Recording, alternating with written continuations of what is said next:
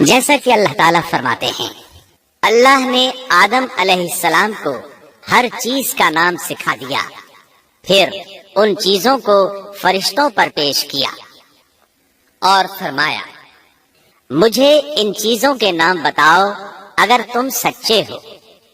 مطلب یہ کہ تم اپنے دعوے میں کہاں تک سچے ہو۔ جب آدم کی تخلیق ہوئی تو تم نے کہا تھا اللہ جو چاہے پیدا کر لے، قسم ہے وہ ہم سے زیادہ معزز اور عالم نہیں ہوگا۔ اس دعوے میں اگر تم سچے ہو تو ذرا ان اشیاء کے نام تو بتاؤ۔ اللہ تعالیٰ نے آدم علیہ السلام کا زیادہ معزز ہونا، مکرم ہونا اور علم و معرفت والا ہونا واضح کرنے کے لیے فرشتوں کو حکم دیا کہ آدم علیہ السلام کو سجدہ کریں۔ یہ سجدہ تعظیمی تھا، عبادت والا سجدہ نہیں تھا۔ سجدہ تعظیمی پہلے وقتوں میں جائز تھا لیکن اب حرام ہے۔ اسی لیے تو یعقوب علیہ السلام، ان کی بیوی اور 11 بیٹوں نے یوسف علیہ السلام کو سجدہ کیا تھا۔ بہرحال فرشتوں نے آدم علیہ السلام کو سجدہ کیا۔ اس سے معلوم ہو جاتا ہے کہ کون زیادہ عزت اور عظمت والا ہے۔ یقیناً آدم علیہ السلام زیادہ شرف اور منزلت کے حقدار ٹھہرے۔ جب اللہ تعالیٰ نے ان کی عزت، تکریم اور تعظیم ثابت فرما دی، تب علم و معرفت میں ان کی برتری ثابت کرنے کے لیے فرمایا اگر تم اپنے قول میں سچے ہو تو ان چیزوں کے نام بتاؤ۔ تب فرشتوں نے کہا، فرشتے کہنے لگے اے اللہ تو پاک ہے، ہمیں تو صرف اتنا ہی علم ہے جتنا تو نے ہمیں سکھا رکھا ہے، مکمل حکمت و علم والا تو ہی ہے۔ اللہ تعالیٰ نے آدم علیہ السلام سے فرمایا اے آدم تم ان فرشتوں کو ان چیزوں کے نام بتاؤ۔ آدم ہر چیز کا نام بتانے لگے، کسی جگہ بھی انہوں نے غلطی نہیں کی۔ جب انہوں نے فرشتوں کو تمام چیزوں کے نام بتا دیے تو اللہ تعالیٰ نے فرشتوں کو مخاطب کر کے کہا کیا میں نے تمہیں پہلے ہی نہیں کہہ دیا تھا کہ زمین اور آسمان کا غیب میں ہی جانتا ہوں، اور میرے علم میں ہے جو تم ظاہر کر رہے ہو اور جو چھپا رہے ہو۔ یہاں ذہن میں سوال ابھرتا ہے کہ فرشتے کیا چھپا رہے تھے۔ وہ راز والی بات یہی تھی کہ اللہ ہم سے زیادہ معزز اور عالم مخلوق پیدا نہیں کرے گا۔ واضح رہے ہم آپ کو صرف واقعات ہی نہیں سنا رہے، صرف سیرت اور تاریخ ہی بیان نہیں کر رہے، بلکہ قرآن بھی پڑھ پڑھ کر سنا رہے ہیں۔ اور قرآن کو اس وقت تک سمجھنا محال ہے جب تک کہ ان واقعات کی تفصیل موجود نہ ہو۔ خیر، اس کے بعد اللہ تعالیٰ نے اماں حوا کو پیدا فرمایا۔ انہیں آدم علیہ السلام کے فوراً بعد پیدا نہیں فرمایا، بلکہ آدم علیہ السلام نے کافی عرصہ جنت میں تنہا بسر کیا، اور حدیث میں ہے کہ وہ وحشت محسوس کرتے تھے، تنہائی کو شدت سے محسوس کرنے لگے تھے۔ آخرکار ایک روز جب وہ سو رہے تھے تو اللہ تعالیٰ نے ان کی بائیں پسلی سے اماں حوا علیہ السلام کو پیدا فرمایا اور آدم علیہ السلام کا ہم سفر بنا دیا۔ اللہ فرماتے ہیں اے لوگو اپنے اس پروردگار سے ڈر جاؤ جس نے تم سب کو ایک ہی جان سے پیدا کر ڈالا، اور اس جان یعنی آدم علیہ السلام سے ان کی بیوی کو پیدا کیا۔ آدم علیہ السلام کے وجود ہی سے حوا کا وجود بنایا گیا، وہ کوئی الگ مخلوق نہیں تھی۔ جب آدم علیہ السلام بیدار ہوئے تو انہوں نے اپنے قریب ایک عورت کو بیٹھے دیکھا۔ پوچھنے لگے تم کون ہو؟ حوا علیہ السلام نے کہا عورت۔ آدم علیہ السلام نے پھر پوچھا تجھے کس لیے پیدا کیا گیا ہے؟ وہ بولی آپ کے لیے، تاکہ آپ مجھ سے سکون اور انس حاصل کریں۔ جب فرشتوں نے آدم علیہ السلام کو ایک عورت سے باتیں کرتے دیکھا تو کہنے لگے اب ایک اور نئی مخلوق پیدا کی گئی ہے۔ آدم علیہ السلام نے ان مخلوقات کا نام تو بتا دیا تھا جو مشہور و معروف تھیں، ان کا نام پوچھنا چاہیے۔ انہوں نے آدم علیہ السلام سے سوال کیا، انہوں نے فوراً جواب دیا حوا، اس لیے کہ اللہ نے تو آپ کو ہر چیز کا نام سکھا دیا تھا۔ فرشتوں نے کہا ان کا نام حوا کیوں رکھا گیا ہے؟ آدم علیہ السلام نے جواب دیا اس لیے کہ اسے ایک زندہ چیز سے پیدا کیا گیا ہے، حیات کی نسبت سے حوا نام رکھا گیا۔ مسلم شریف میں ہے، سیدنا ابو ہریرہ رضی اللہ عنہ روایت کرتے ہیں کہ رسول اللہ صلی اللہ علیہ وسلم نے فرمایا جو شخص اللہ اور آخرت کے دن پر ایمان رکھتا ہے، جب وہ کسی معاملے کے لیے حاضر ہو تو بھلائی والی بات کرے یا خاموش رہے، اور عورتوں کے بارے میں بھلائی کی وصیت حاصل کر لو، یعنی ان کے ساتھ اچھا سلوک کرو، کیونکہ عورت پسلی سے پیدا کی گئی ہے اور پسلی میں زیادہ ٹیڑھا حصہ اوپر والا حصہ ہوتا ہے.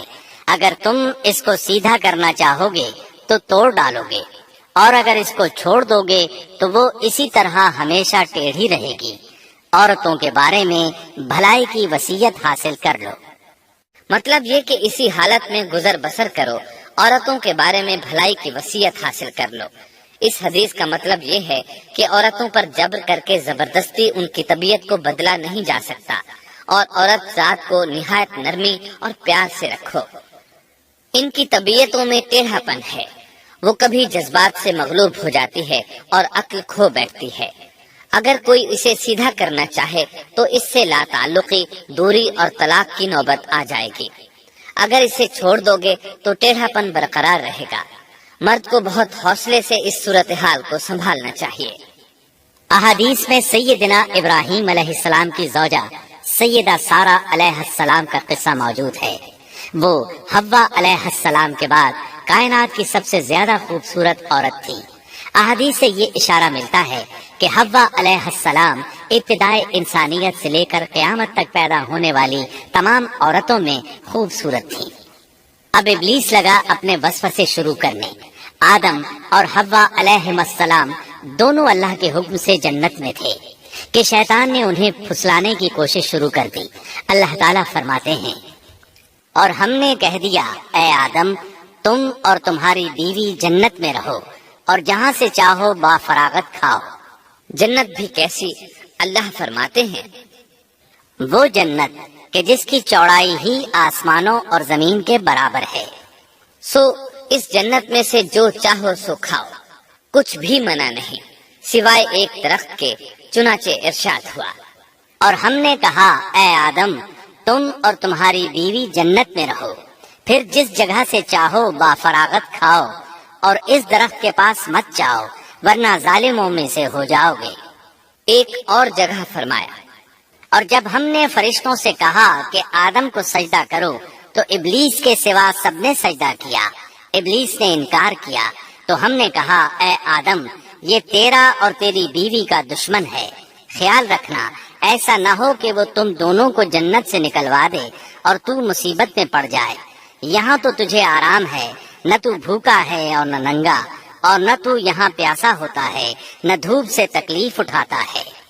گویا اللہ نے سیدنا آدم علیہ السلام کو وسوسے سے پہلے ہی خبردار کر دیا تھا. ان آیات سے یہ بھی پتا چلا کہ انسان سے ابلیس کی عداوت اور دشمنی ابتدا ہی سے چلی آ رہی ہے. اور یہ بھی ثابت ہوا کہ جو لوگ کہتے ہیں کہ انسان ابتدا میں ننگا تھا ان کا قول صحیح نہیں، اس لیے کہ اللہ تعالیٰ نے جنت میں بھی آدم علیہ السلام پر لباس رکھا اور زمین میں بھی لباس نازل کر دیا. جیسا کہ اللہ تعالیٰ فرماتے ہیں، اے آدم کی اولاد ہم نے تم پر لباس کو نازل کیا جو تمہاری شرمگاہوں کو چھپاتا ہے اور زینت کا سبب بھی ہے، اور تقوی کا لباس اس سے بھی بہتر ہے. لہٰذا آدم ابتدا میں ننگے نہیں تھے، انہیں تو ننگے پن کا علم ہی نہیں تھا، نہ ہی ان کی بیوی کو برہنہ ہونے کا علم تھا. اللہ نے آدم علیہ السلام کو کامل نعمتوں سے نوازا، بھوک نہ پیاس، یہاں تک کہ پیاس کے اسباب سے بھی محفوظ، نہ گرمی اور نہ دھوپ، پھر بے انتہا حسن و جمال، مشقت نہ تکلیف، بدبختی نہ بدقسمتی. آدم اور حوا علیہ السلام کے دلوں میں وسوسہ ڈالنے کے بارے میں بھی قرآن نے روشنی ڈالی ہے. پھر شیطان نے ان دونوں کے دلوں میں وسوسہ ڈالا.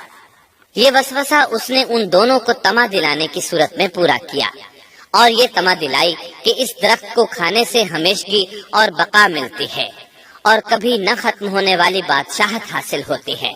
اور اس وسوسے کا مقصد یہ تھا تاکہ ان کا پردہ بدن جو ایک دوسرے سے پوشیدہ تھا دونوں کے روبرو بے پردہ کر دے. ان کی شرمگاہوں کو ننگا کرنے کے لیے اس نے ایسا کیا. وہ دونوں کپڑے میں ملبوس تھے، ستر ڈھانپ رکھا تھا. جب انہوں نے اس درخت سے کھایا تو لباس نیچے گر گیا، دونوں برہنہ ہو گئے. یہی شیطان چاہتا تھا کہ انہیں برہنہ کر دے، اللہ کی نافرمانی پر اکسائے. ارشاد ہوتا ہے، شیطان نے انہیں وسوسہ ڈالا، کہنے لگا اے آدم کیا میں تجھے دائمی زندگی کا درخت اور وہ بادشاہت نہ بتلا دوں جو کبھی پرانی نہ ہو؟ جب تم اس درخت سے کھاؤ گے تو ہمیشہ زندہ رہنے والے بن جاؤ گے اور زبردست بادشاہت حاصل کر لو گے۔ اس نے یہ تمنا بھی دلائی۔ تمہارے رب نے تم دونوں کو اس درخت سے اس لیے منع کیا ہے کہ تم دونوں فرشتے نہ بن جاؤ یا ہمیشہ زندہ رہنے والے نہ بن جاؤ، یعنی تم اس درخت سے کھا لو گے تو فرشتے بن جاؤ گے اور ہمیشہ قائم دائم رہو گے۔ پھر وہ وسوسہ ڈالتے ہوئے جھوٹی قسمیں کھانے لگا